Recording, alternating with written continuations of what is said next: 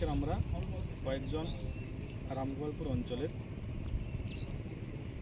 যেমন প্রসেনজিৎ মণ্ডল, রাধারানী সাউ, শঙ্কপ্রকাশ দলপতি, বাবু মাইতি এবং মানস কুমার সাউটিয়া আমরা কয়েকজন উদ্যোগে রামগোপালপুর ইকো ট্যুরিজম পার্কে ভারত মাতার বীর সন্তান যিনারা কার্গিল যুদ্ধে আমাদের দেশের মাতার জন্য প্রাণ দিয়েছেন 527 জন, তাদের স্মৃতির উদ্দেশ্যে আমরা বৃক্ষরোপণ করলাম রামগোপালপুর ইকো ট্যুরিজম পার্কে।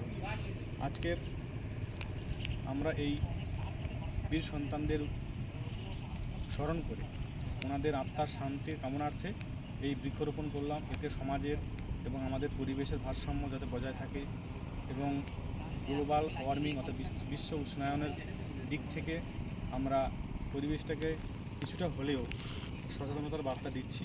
সেই সঙ্গে আপনাদেরও বলছি, আপনারাও গাছ লাগান, প্রাণ বাঁচান এবং অপরকে সহযোগিতা করুন গাছ লাগানো।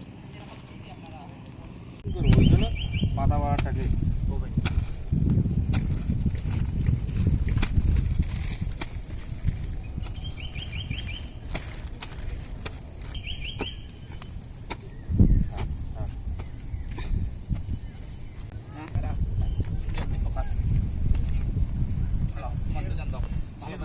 পরিবেশের ভারসাম্য নষ্ট হচ্ছে।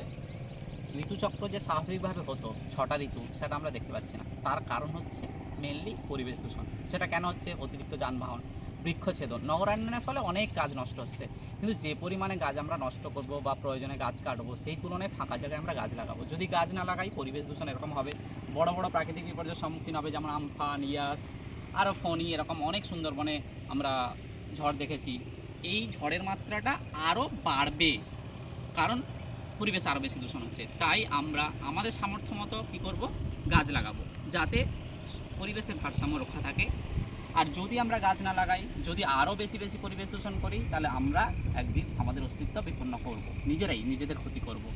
তাই যে যেমন খুশি, যেমন পারে, নিজের বাড়িতে হোক, নিজের ফাঁকা জায়গায় হোক, রাস্তাতে হোক, যেখানটায় খুশি যে ধরনের গাছ পাবেন সেই ধরনের গাছই লাগিয়ে দিন, তাতে পরিবেশের ভারসাম্য ফিরে আসবে। আজকের আমরা যে গাছটা লাগাচ্ছি 5 বছর 10 বছর পরে সেই গাছটা থাকবে, আমরা হয়তো নাও থাকতে পারি, কিন্তু আমরা যখন থাকবো না, আমরা তো কাউকে উপকার করতে পারবো না। আমাদের লাগানো গাছ হয়তো কোনো মানুষকে অক্সিজেন দেবে, ফল দেবে, ফুল দেবে, অন্যের উপকার করবে। সেই হিসাবে আমরা বেঁচে থাকতে পারি আমাদের মৃত্যুর পরেও।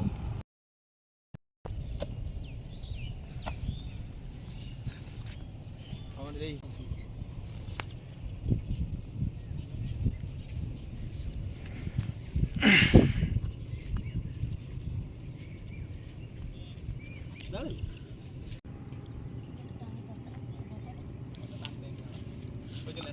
আমাকে দাও, বদল দাও, দান